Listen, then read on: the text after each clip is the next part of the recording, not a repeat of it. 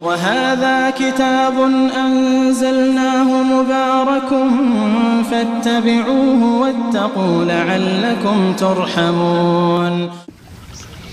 إن المتقين في مقام أمين في جنات وعيون يلبسون من سندس واستبرق متقابلين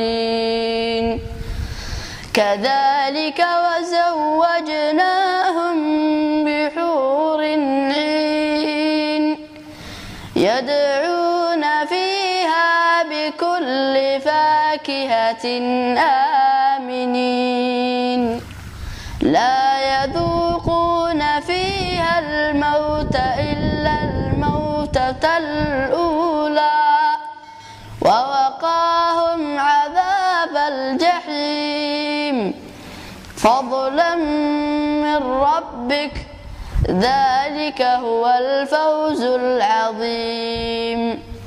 فإنما يسرناه بلسانك لعلهم يتذكرون فارتقب إنهم